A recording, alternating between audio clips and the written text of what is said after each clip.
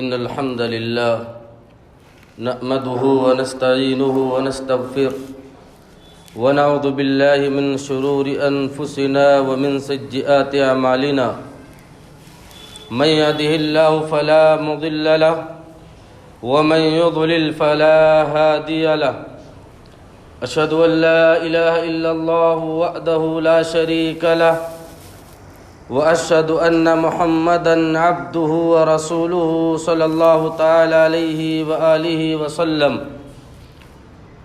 أعوذ بالله السميع العليم من الشيطان الرجيم يا أيها الذين آمنوا اتقوا الله حق تقاته ولا تموتن إلا وأنتم مسلمون يا أيها الناس اتقوا ربكم الذي خلقكم من نفس واحدة وخلق منها زوجها وبث منهما رجالا كثيرا ونساء واتقوا الله الذي تساءلون به والأرحام إن الله كان عليكم رقيبا يصلح لكم أعمالكم ويغفر لكم ذنوبكم ومن يطع الله ورسوله فقد فاز فوزا عظيما أما بعد فإن خير الحديث كتاب الله وخير الهدي هدي محمد صلى الله عليه وسلم وشر الأمور محدثاتها وكل محدثة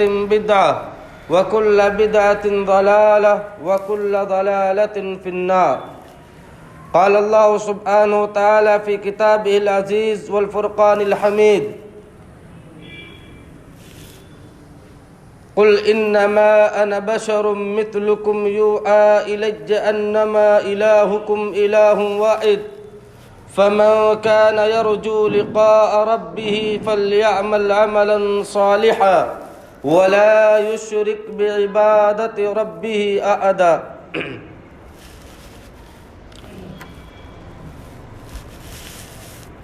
معزز حاضرین، آج کے اس درس میں آپ کے سامنے جس موضوع کی وضاحت کی جائے گی وہ اخلاص کی اہمیت، اخلاص کی ضرورت۔ آج ہم اور آپ اپنے گرد و پیش دیکھتے ہوں گے کہ آج ایک والد کو اپنے بچے کی تربیت میں اخلاص نہیں ہے، ایک ذمہ دار اپنی ذمہ داری میں اخلاص سے کام نہیں لیتا، ایک تدریس دینے والا، ایک ٹیچر، ایک استاد اپنی تدریس میں، اپنی ٹریننگ میں بھی وہ اخلاص سے کام نہیں لیتا ہے۔ جہاں بھی ہم اور آپ دیکھتے ہیں کام کرنے والے تو آپ کو ملیں گے، لیکن اخلاص کے ساتھ، للہیت کے ساتھ اللہ کے لیے کام کیا جائے ایسا بہت کم ملتا ہے۔ ایسے لوگ بہت خال خال ملتے ہیں جو صرف اور صرف للہیت سے، اللہ کی رضا کی خاطر اعمال کو انجام دیتے ہیں، حالانکہ ہم اور آپ جانتے ہیں کہ اخلاص یہ عمل کی قبولیت کے لیے بہت عظیم شرط ہے کہ کوئی بھی انسان اگر اعمال کرتا ہے اس کے اندر اخلاص نہیں، وہ عمل قبول نہیں۔ آپ پوری رات نماز پڑھ لیں، آپ پوری رات تلاوت کریں، آپ پوری رات ذکر کریں، آپ کے ذکر میں، آپ کی تلاوت میں، آپ کی نماز میں اگر اخلاص نہیں ہے تو پھر کیا ہوا؟ وہ عمل کسی کام کا نہیں رہا۔ اسی طریقے سے اگر آپ کام کرتے ہیں، اعمال کو انجام دیتے ہیں، اس کے اندر اخلاص نہیں، وہ قبول نہیں ہوتا ہے۔ اخلاص تو ہے لیکن اس کے اندر اللہ کی رضا نہیں شامل ہے، تب بھی وہ عمل آپ کا قبول نہیں کیا جائے گا۔ آئیے سب سے پہلے ہم دیکھتے ہیں کہ اخلاص کسے کہتے ہیں۔ بار بار اخلاص ہم لوگ سنتے ہیں لیکن اس کا مطلب کیا ہے؟ اخلاص کے معنی کیا ہوتے ہیں؟ اس کی تعریف کیا ہے؟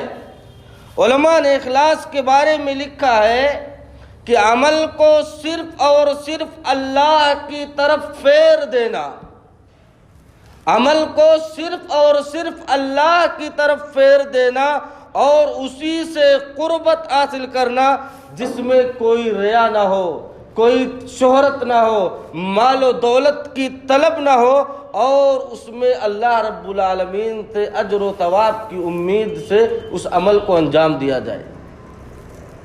اخلاص کہتے ہیں کہ انسان اللہ کی رضا کی خاطر نبی کے طریقے کے مطابق عمل کرے۔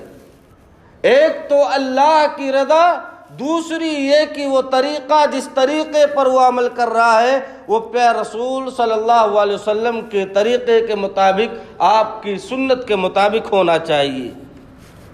اللہ تبارک و تعالیٰ نے قرآن مقدس کے اندر سورہ بجن آیت نمبر 5 کے اندر اخلاص کی اہمیت کو بتلاتے ہوئے کہا وَمَا أُمِرُوا إِلَّا لِيَعْبُدُوا اللَّهَ مُخْلِصِينَ لَهُ الدِّينَ، انہیں حکم نہیں دیا گیا مگر یہ کہ وہ اللہ رب العالمین کی عبادت کرے، اس کے لیے دین کو خالص کرتے ہوئے اللہ کی عبادت کرے، خالص اللہ کی عبادت ہو، اس میں صرف اللہ رب العالمین کی رضا موجود ہو، نہیں تو بڑے سے بڑا عمل بھی کسی کام کا نہیں ہوتا ہے۔ امام حسن بصری رحمۃ اللہ علیہ فرماتے ہیں رب عمل کبیر تصغرہ النیہ ورب عمل کبیر ورب عمل قلیل تکبرہ النیہ۔ کہتے ہیں کہ کبھی کبھی ایسا ہوتا ہے کہ ایک آدمی بڑے سے بڑا عمل کرتا ہے لیکن اس کی نیت، اس کا اخلاص اس چیز کو چھوٹا کر دیتا ہے، بے وقعت کر دیتا ہے، کوئی حیثیت نہیں ہو جاتی۔ اسی طریقے سے ایک آدمی چھوٹا عمل کرتا ہے، 2 ہی رکعت نماز پڑھتا ہے لیکن خالص اللہ کے لیے پڑھتا ہے، تو اللہ تبارک و تعالیٰ اس کے اس چھوٹے سے عمل کو اس کی نیت کے اعتبار سے بڑا بنا دیتا ہے، اسے کبیر اور بڑا کر کے پیش کرتا ہے اللہ تبارک و تعالیٰ۔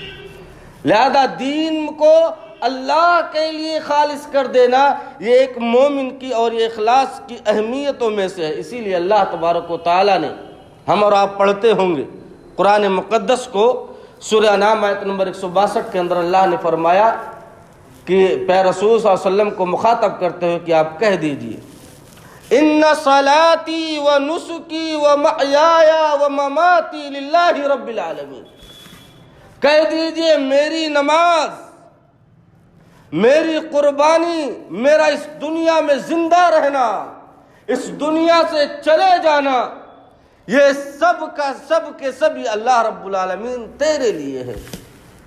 تیرے مرضی کے اعتبار سے، تیرے مرضی کے بغیر نہ تو میں نمازوں کی پابندی کر سکتا، نہ تو قربانیاں کر سکتا، اور نہ ہی اس دنیا کے اندر زندہ رہ سکتا، نہ مجھے موت آ سکتی۔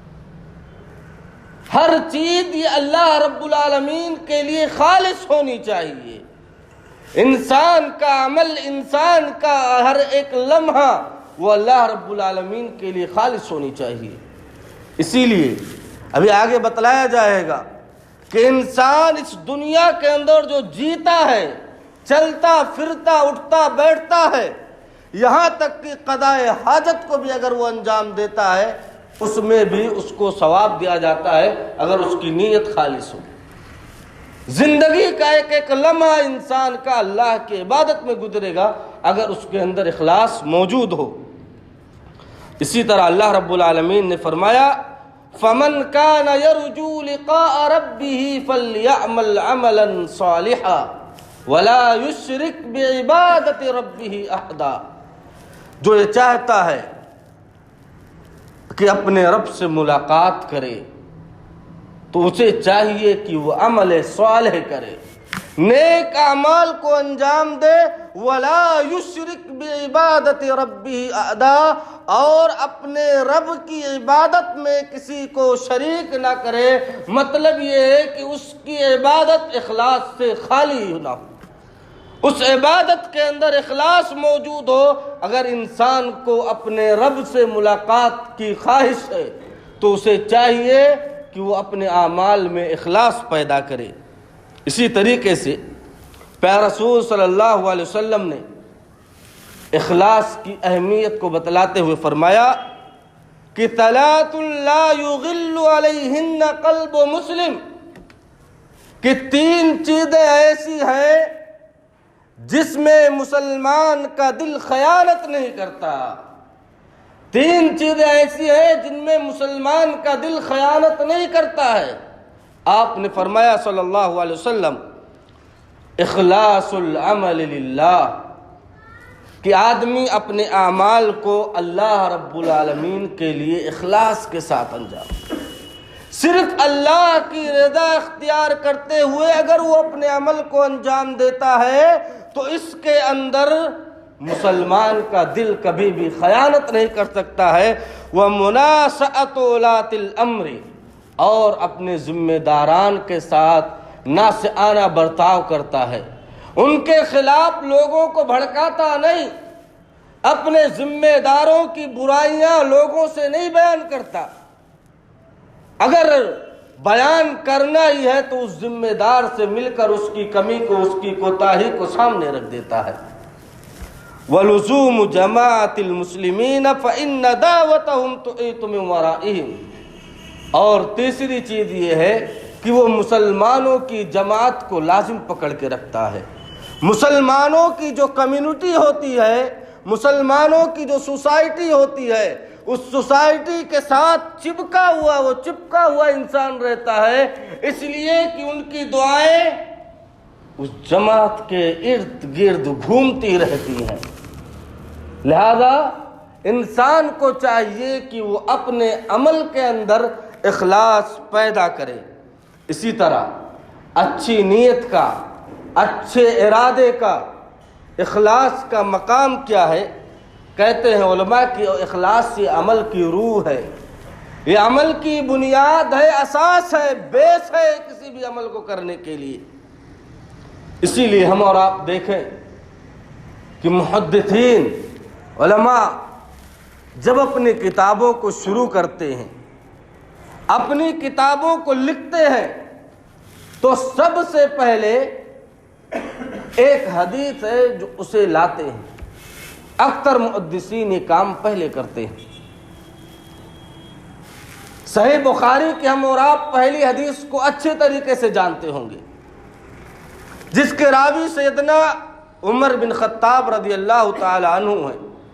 کہتے ہیں کہ اللہ کے رسول صلی اللہ علیہ وسلم نے فرمایا کہ انما الاعمال بالنیات وانما لکل امرئ ما نوی، بے شک عمل کا دار و مدار نیت پر ہے، اعمال کا دار و مدار نیت پر ہے، اور انسان جس چیز کی نیت کرتا ہے اسے وہی چیز عطا کی جاتی ہے. آپ اپنے عمل کو کرتے ہوئے اگر اللہ کی رضا چاہتے ہیں، اللہ کی خوشنودی چاہتے ہیں، تو آپ کو آپ کی نیت کے اعتبار سے اللہ کی رضا ملے گی. اگر آپ اپنے عمل کے ذریعے دکھلانا چاہتے ہیں کہ میں بہت بڑا دین کا داعی ہوں، میں بہت بڑا دین کا علمبردار ہوں، میں بہت بڑا دین کا خدمت کرنے والا ہوں، میں سماج میں سب سے بہتر بننا چاہتا ہوں، تو یہ اگر دکھلانا مقصود ہے تو اس آپ کو جو دکھلانا چاہتے ہیں، آپ کا دکھلانا آپ کو منسوب ہو جائے گا، آپ کو مل جائے گا. لیکن جو روح ہے آپ کے عمل کی، وہ روح چلی جائے گی. محدثین پہلے اسی حدیث کو لاتے اپنی کتابوں کے اندر. اس سے بتلانا یہ مقصود رہتا ہے کہ کسی بھی کام کو کرنے سے پہلے انسان کو اپنی نیت کو خالص کر لینی چاہیے. اگر اس کی نیت درست نہیں ہے تو اس کا کوئی بھی عمل کسی کام کا نہیں ہوتا ہے. اسی طرح اگر نیت درست ہوگی تو بندہ بہت زیادہ ثواب پائے گا، بندہ اللہ رب العالمین کی بہت ساری نعمتوں کو پائے گا. اگر آدمی کی نیت درست ہے تب، اگرچہ اس نے صرف کسی کام کی نیت کی ہو اور وہ کر نہ سکا ہو.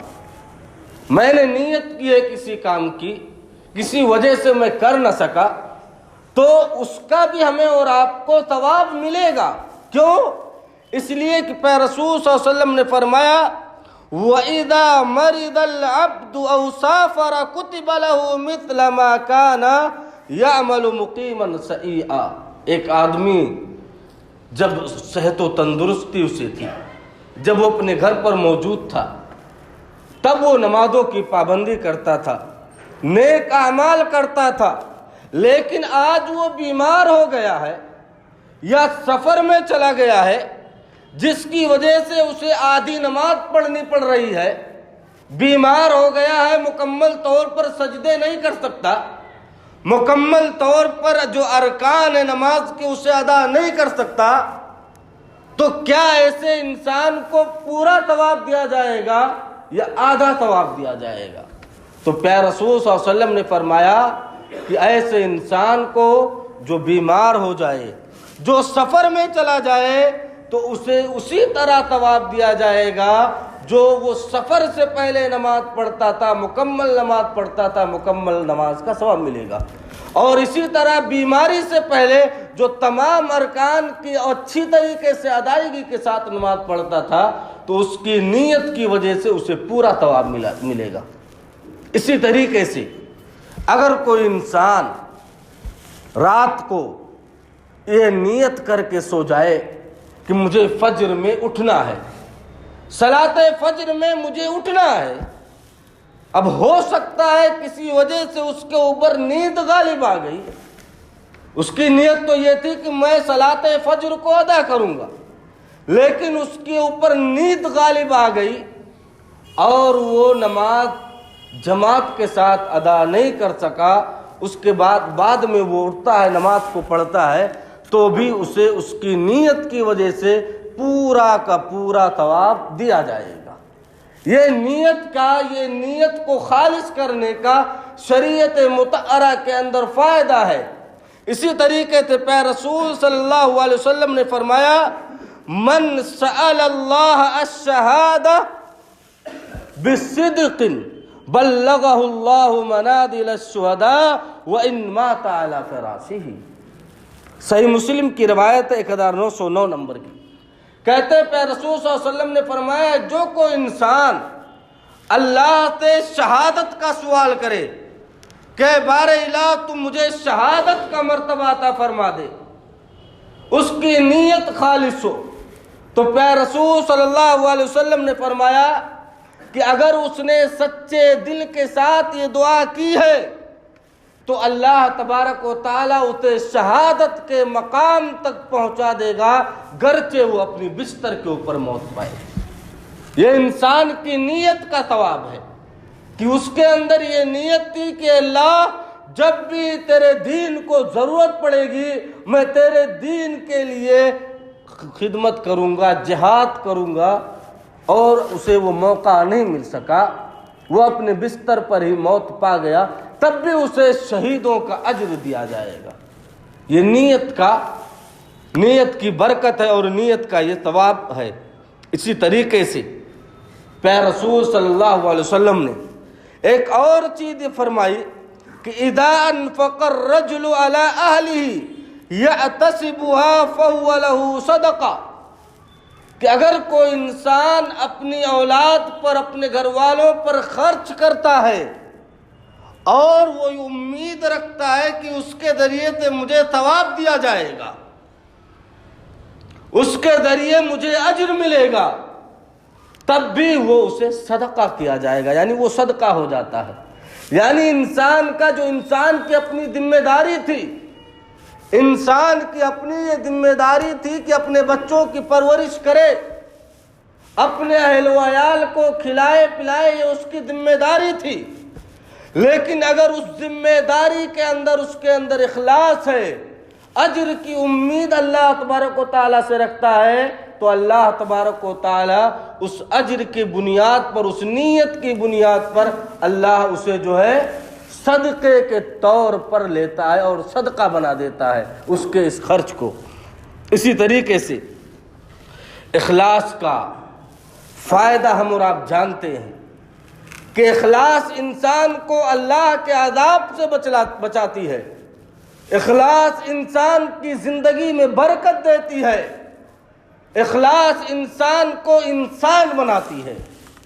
سب سے بڑی چیز یہ ہے کہ اخلاص انسان کو انسان بناتی ہے، انسان کے اندر ایک دوسرے کی تکلیف کو سمجھنے کا جذبہ پیدا ہوتا ہے، ایک دوسرے کے احساس کو جاننے کا جذبہ پیدا ہوتا ہے۔ لہذا ہماری اور آپ کی ذمہ داری یہ ہے کہ ہم اور آپ اپنے آپ کے اندر اخلاص کو پیدا کریں، اخلاص کو لائیں، اپنی نیتوں کو خالص کریں، اپنے ہر عمل کو انجام دینے سے پہلے یہ تول لے، یہ پرکھ لے کہ کیا ہماری نیت اس سے اللہ کی رضا مقصود ہے یا نہیں مقصود ہے، کیا یہ میں کام اللہ کی خاطر کر رہا ہوں، کیا یہ میں کام نبی کے طریقے کے مطابق کر رہا ہوں۔ اگر یہ چیزیں موجود ہیں تبھی آپ کو عمل کرنا ہے۔ اور دوسری چیز، ایک اہم چیز جو نیت کا مسئلہ ہے کہ نیت کے بارے میں علماء نے لکھا ہے النیہ محلھا القلب، نیت اس کی جگہ دل ہے، اور نیت یہ دل کے ارادے کا نام ہے، انسان کے دل کے ارادے کا نام نیت ہے، نہ کہ آپ نماز پڑھنے آئے، آپ کوئی کام کرنے آئے تو اس سے پہلے آپ یہ کہیں کہ میں فلاں نماز کے لیے آیا ہوں 4 رکعت، یہ پتہ نہیں کون کون سے جو الفاظ ہیں، یہ تمام چیزیں یہ شرعاً درست نہیں ہیں۔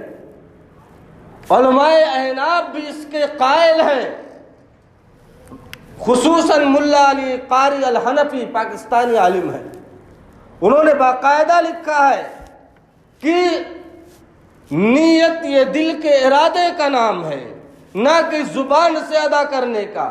میں ظہر کے وقت اگر مسجد کے اندر آتا ہوں، وضو کرتا ہوں، تو میرا ارادہ یہی ہوتا ہے کہ بھائی میں نماز کے لیے آ رہا ہوں، صلاۃ ظہر کو ادا کرنے کے لیے۔ اب زبان سے کہنے کی ضرورت کیا ہے؟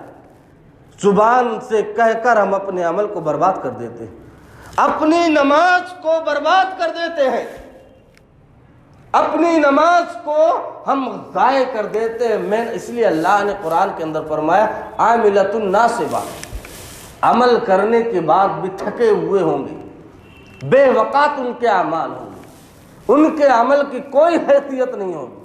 کیوں؟ ان کے عملوں کے اندر اخلاص نہیں تھا، ان کی عملیں خالص نہیں تھیں، اور نبی کائنات علیہ الصلوۃ والسلام کے طریقے کے مطابق ان کا عمل نہیں تھا۔ اس وجہ سے وہ عمل کرنے کے باوجود بھی کوئی حیثیت نہیں رکھتی۔ اسی لیے اللہ نے فرمایا وَقَدِمْنَا إِلَىٰ مَا عَمِلُوا مِنْ عَمَلٍ فَجَعَلْنَاهُ هَبَاءً مَنثُورًا، عمل کیے ہوں گے، مقصد کیا نکلا، اس کا فائدہ کیا ہوا؟ اللہ نے ذرات کے مانند ان اعمال کو اڑا دیا، اس لیے کہ ان عملوں کے درمیان اخلاص نہیں تھا، للہیت نہیں تھی، اللہ کے لیے ان اعمال کو نہیں کیا گیا تھا۔ اسی طریقے سے ریاکاری، اخلاص نہ ہونا، کسی عمل کو کرنے کے لیے شہرت چاہنا، اس کا نقصان یہ ہے ہم اور آپ اس کو معمولی میں لیتے ہیں، ہلکا سمجھتے ہیں۔ میرے عزیزو، یہ کسی بھی کام کے اندر اخلاص کا نہ ہونا، ریاکاری موجود ہونا، شہرت ہونا، ایسے عمل کے بارے میں پیارے رسول صلی اللہ علیہ وسلم نے فرمایا یہ عمل مسیح دجال کا فتنہ ہم اور آپ جانتے ہیں کتنا خطرناک ہوگا، کس انداز سے لوگوں کو وہ آزمائے گا۔ ایک ہاتھ میں جنت ہے، دوسرے میں جہنم ہے، جس کو چاہے گا جنت میں ڈالے گا جو کہ حقیقت میں جہنم ہوگی، جس کو چاہے گا جہنم میں ڈالے گا جو کہ حقیقت میں جنت ہوگی، جس کو چاہے گا مار دے گا، جسے چاہے گا زندہ کر دے گا۔ یہ پاور اللہ نے اسے دیا بندوں کو آزمانے کے لیے۔ اس سے بھی خطرناک یہ ہمارا عمل ہے جس عمل کے اندر اخلاص نہ ہو۔ پیارے رسول صلی اللہ علیہ وسلم نے فرمایا الا اخبرکم بما هو اخوف علیکم، پیارے رسول صلی اللہ علیہ وسلم نے فرمایا کیا میں تم لوگوں کی اس چیز کے بارے میں خبر نہ کروں جس چیز کا میں تم پر خوف کھاتا ہوں، جس چیز کے بارے میں تم سے ڈرتا ہوں، اس کے بارے میں آپ نے فرمایا کہ مسیح الدجال، یہ دجال کا جو فتنہ ہے اس سے بھی کہیں بڑھ کر ہے، اس سے بھی خطرناک فتنہ ہے، اس سے بھی خطرناک چیز ہے، کیا میں اسے نہ بتلاؤں آپ کو؟ صحابہ نے کہا قلنا بلا یا رسول اللہ، اے اللہ کے رسول ہمیں اس فتنے کو ضرور بتلائیے۔ آپ صلی اللہ علیہ وسلم نے فرمایا الشرک الخفی، پوشیدہ شرک، ہلکا شرک، باریک شرک کیا ہے؟ چھوٹا شرک، شرک اصغر کیا ہے؟ آپ نے فرمایا ان یقوم الرجل یصلی فیزین صلاته لما یرا من نظر رجل، کہتے ہیں ایک آدمی نماز کے لیے آیا، نماز کے لیے کھڑا ہوا، اب دیکھ رہا ہے کہ کوئی آدمی آ رہا ہے، اسے دیکھ رہا ہے، اب اپنی نماز کو بہت مزین کر دیتا ہے، بڑی لمبی نماز پڑھتا ہے، اچھے انداز سے کھڑا ہوتا ہے، لمبے لمبے رکوع اور سجود کرتا ہے، اور دعائیں کثرت سے پڑھتا ہے، لمبی لمبی نمازیں ادا کرتا ہے۔ آدمی کو دیکھ کر نماز کو اس نے کیا کیا؟ مزین کر لیا، لمبی کر لیا، تو اس کا مطلب یہ ہے کہ اس نماز کے اندر اس بندے کا اخلاص نہیں پایا جاتا تھا، جو کہ یہ فتنہ اور یہ ریاکاری، یہ شہرت طلبی، کہ جو آدمی آ رہا ہے مجھے دیکھ کر کہے کہ بڑا نمازی ہے، بڑا پرہیزگار ہے، بڑا نیک انسان ہے، اس وجہ سے اس نے اپنی نماز کو لمبی کر لی، تو اللہ کے رسول صلی اللہ علیہ وسلم نے فرمایا یہ ایسا فتنہ ہے جو فتنہ مسیح الدجال کے فتنے سے بھی زیادہ خطرناک ہے، لہذا ہمیں اور آپ کو اس سے بچنا چاہیے۔ اسی لیے پیارے رسول صلی اللہ علیہ وسلم نے فرمایا اذا جمع اللہ الناس یوم القیامت لیوم لا ریب فیہ نادى مناد من كان اشرك في عمل عمله لله اعدا فليطلب ثوابه من عند غير الله فإن الله اغنى الشركاء عن الشرك۔ پیارے رسول صلی اللہ علیہ وسلم نے فرمایا جب قیامت کے دن اللہ تبارک و تعالی تمام لوگوں کو جمع کرے گا، جس دن کے بارے میں کسی کو کوئی شک نہیں کہ اس دن اللہ تبارک و تعالی تمام لوگوں کو جمع کرے گا، تو وہاں پر ایک اعلان کرنے والا یہ اعلان کرے گا، کیا کہے گا؟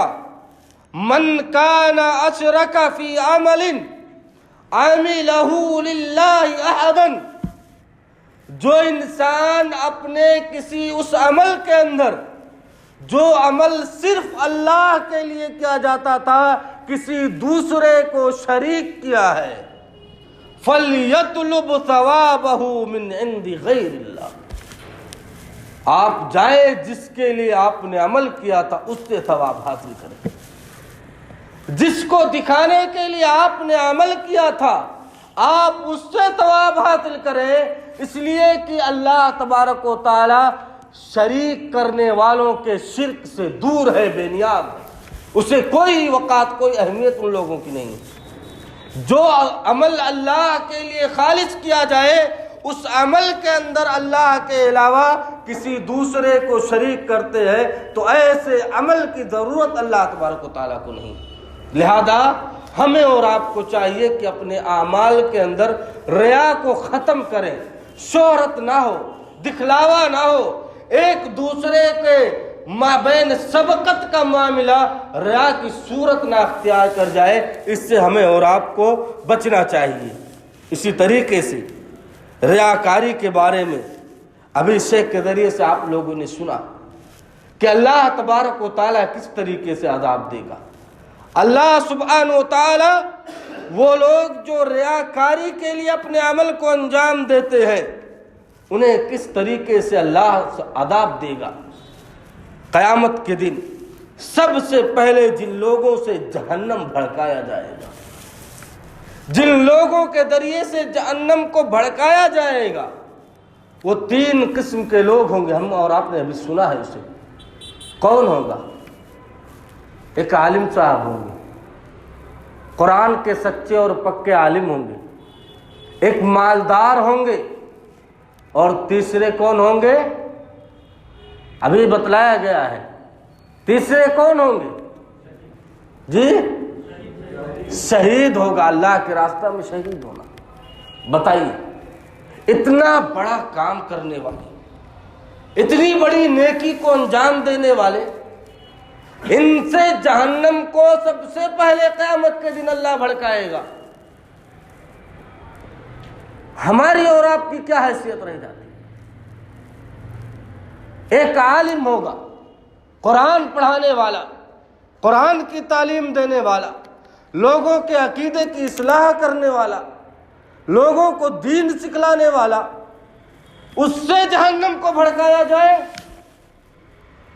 کبھی ہم اور آپ نے غور کیا، تدبر کیا، سنت کا علم دیا، بتا تو نے اس کا کیا کیا؟ بندہ کہے گا اللہ، جو علم میرے پاس تھا اس علم کو میں نے لوگوں کے درمیان تقسیم کیا، لوگوں کو دیا، لوگوں کے عقیدوں کی اصلاح کی، لوگوں کو قرآن کی تعلیم دی، لوگوں کو دین سکھلایا۔ اللہ کہے گا میرے بندے تو نے میرے لیے کام نہیں کیا، کام اس لیے کیا کہ دنیا والے تجھ کو سب سے بڑا عالم کہیں، دنیا والے تجھ کو سب سے بڑا دائی کہیں، دنیا والے تجھے سب سے بڑا دین کا خدمت گزار کہیں، اس لیے تو نے عمل کو کیا، لہذا فرشتوں کو حکم دیا جائے گا کہ انہیں جہنم کے اندر ڈالو، جہنم کو ان سے بھڑکاؤ۔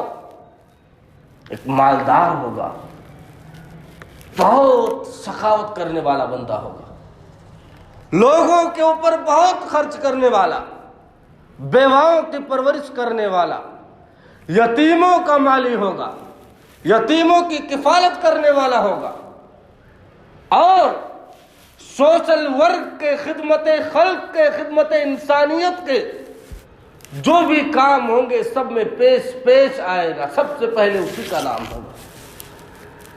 اللہ کہے گا میرے بندے بتا، مال دیا تھا تجھ کو میں نے، اس مال کا تو نے کیا کیا؟ اے اللہ میں نے فلاں جگہ مسجد بنوا دی، فلاں ادارہ قائم کر دیا، فلاں نیک کام کر دیا، فلاں غریب تھا اس کی بیٹی کی شادی کرا دی، تیرے راستے میں تو سب خرچ کیا۔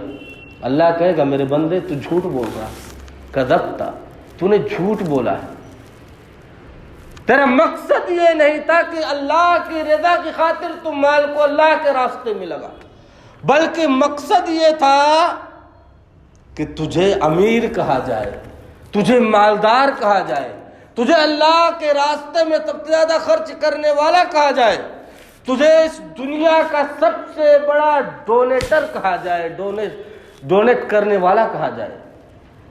اللہ کہے گا فرشتوں سے لے جاؤ، ان سے بھی بھڑکا دو جہنم۔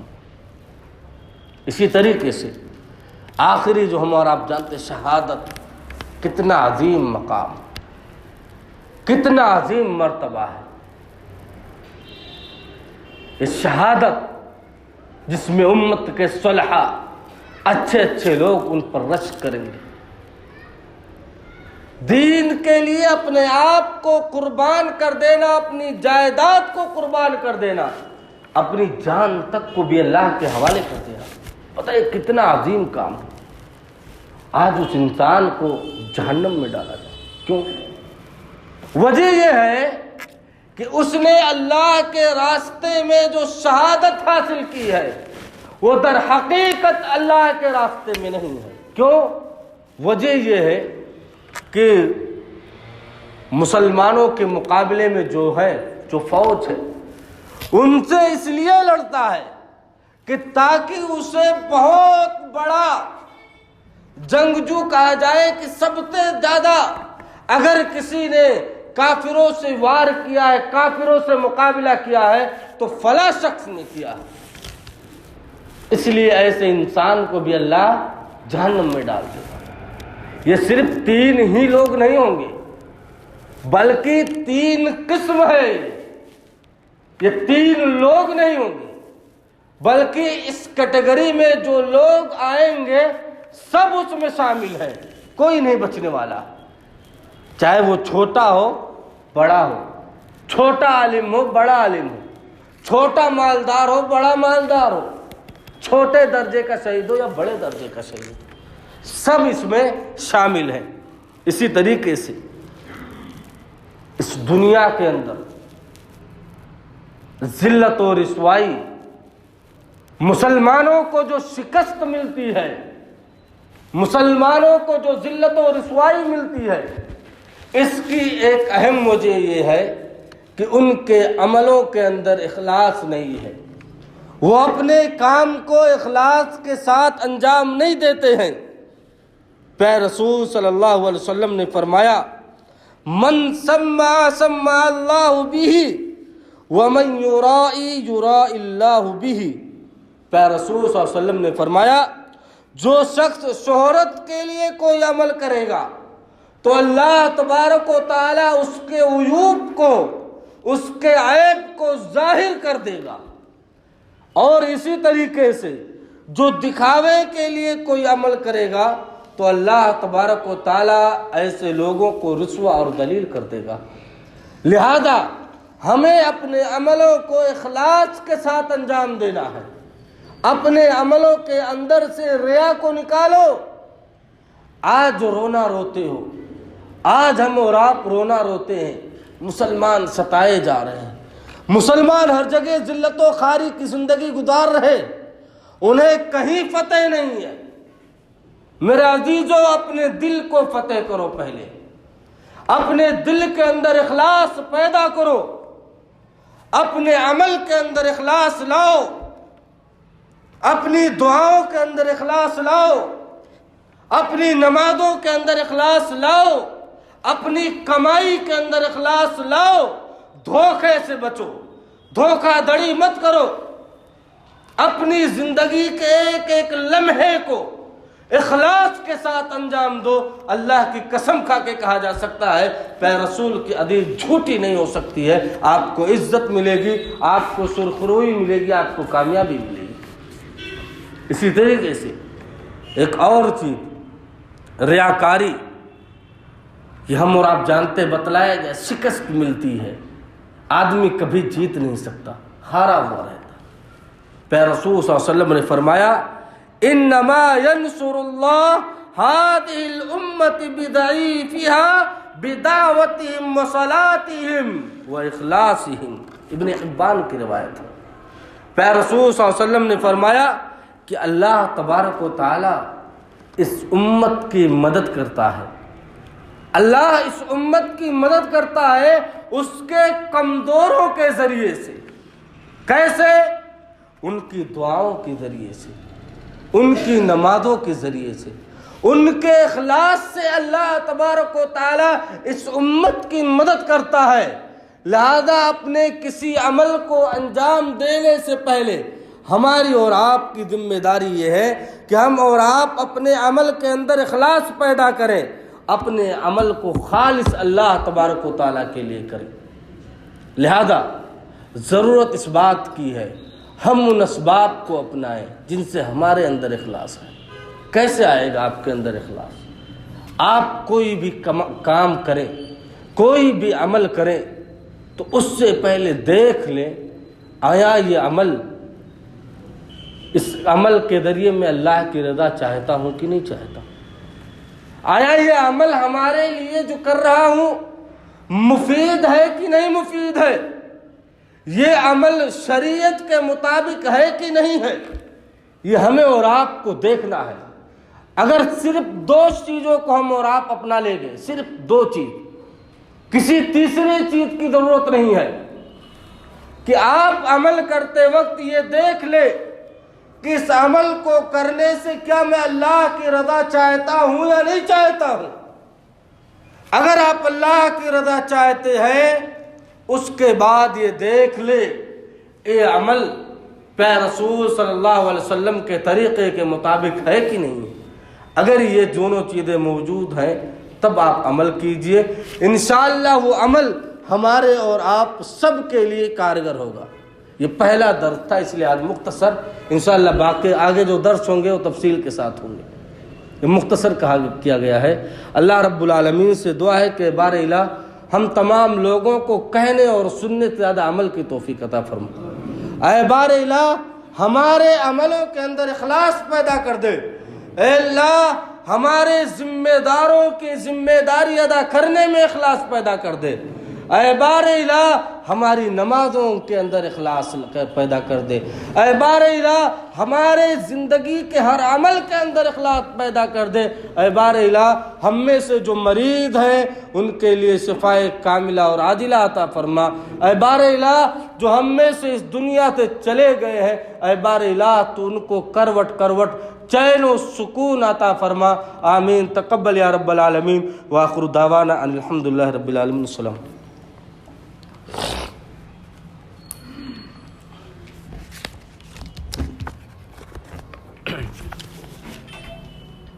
جزاک اللہ خیر۔ اللہ تعالیٰ جو کہا گیا